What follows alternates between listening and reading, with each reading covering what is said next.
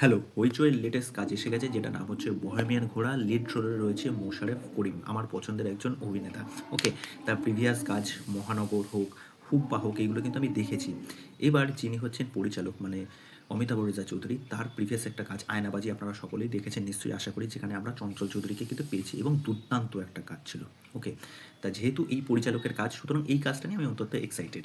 তা এখানে দেখানো হচ্ছে কি যে মোশারেফ করিম হচ্ছেন একজন ট্রাক চালক। ওকে, তার ৭ খানা বিয়ে, এবার তিনি ৮ নম্বর বিয়ে করতে চলেছেন। ওকে, তা এখানে আমরা নতুন একজন নায়িকাকে পাচ্ছি।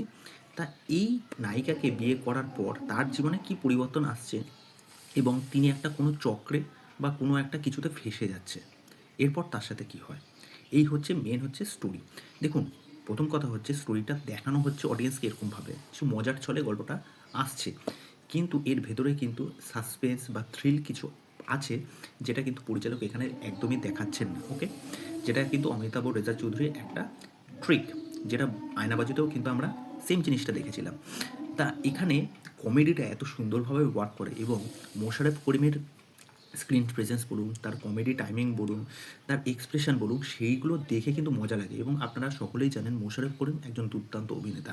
ওকে, তিনি কমেডি দারুণভাবে পুল অফ করতে পারেন এবং প্রত্যেকটা সিনে যেরকম আমরা মোশাররফ করিমকে দেখতে পাচ্ছি এবং ডায়লগগুলো তিনি যেভাবে দেখছেন, তাই এখানে কিছু কিছু কমেডি দৃশ্য যেগুলো খুব সুন্দরভাবে আমার কাছে ওয়ার্ক করেছে, যেখানে কয়েকটা লোক এসে বলছে এই মেয়েটা আমার সুগার ড্যাডি, তখন পাশ থেকে আরেকজন বলছে এই মেয়েটা আমার সুগার ড্যাডি, আপনি এই মেয়েটার সুগার ড্যাডি।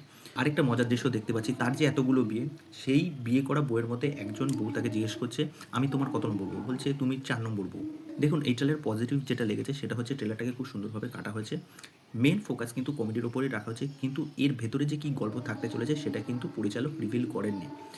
তা এই কাজটা দেখার জন্য তো আমি অন্তত এক্সাইটেড। এবং মোশাররফ করিম, যেটা আমি বললাম, দুর্দান্ত একজন অভিনেতা, তার কাজ বরাবরই একটু আলাদা হয়ে থাকে। তা আপনাদেরকে বলবো আপনারা ট্রেলারটা দেখুন, ট্রেলারটা দেখে আপনাদের কি মতামত সেটা অবশ্যই আমাকে কমেন্ট করে জানাবেন। তা চলো এখানেই, বাই।